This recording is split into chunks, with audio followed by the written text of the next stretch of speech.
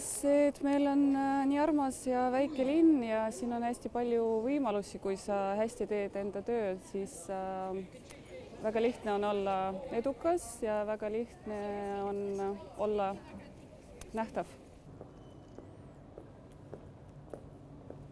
See, et ma elus olen. See, et meil on oma maa, oma keel, mul on siin sõbrad, pere. Ma saan siin õppida, elada ja tulevikus tööd teha.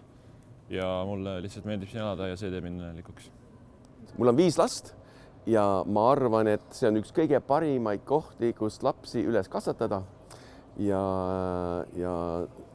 see teeb mind küll õnnelikuks.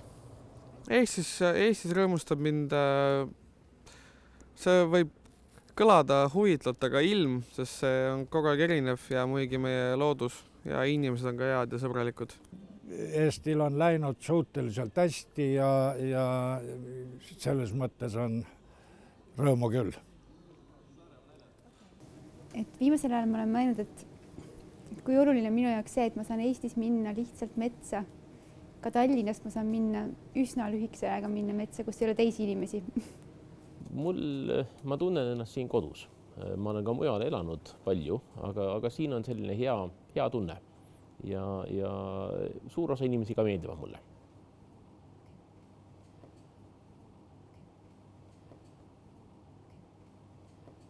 Viimane kord, kui ma kedagi õnnelikuks tegin, oli sellega, et ma palusin, mul paluti, et ma kirjutaksin laulu nagu ja ma tegin selle ära ja nad olid väga õnnelikud selle peale.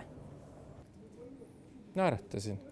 Ja inimene naeratas vastu ja ma tegin ta päeva heaks.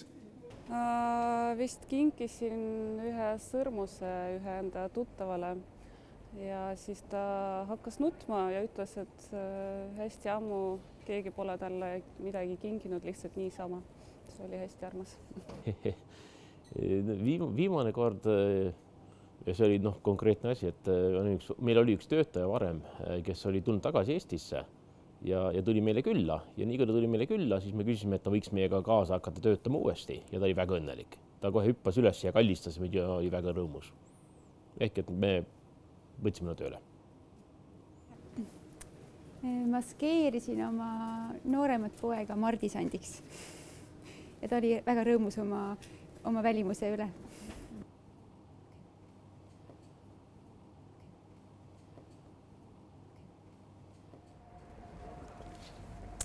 Ma vajan, et mul oleks aega enda jaoks, et ma võiksin raamatuid lugeda, et inimesed, kes on minu lähedased, et nad tuleksid mulle külla, et ma saaksin nendega koos olla. Häid inimesi mu ümber, head muusikat, kodu, süüa, väga lihtsaid asju. Ma pean lugu sellest, kui mul on hea seltskond, kellega enam-vähem arvamused lähevad kokku ja kes viskavad nalja ja ei ole surmtõsised iga asja juures. Nii et ja muidugi oleneb ka partnerite siis vanusest ja teadmistest väga palju.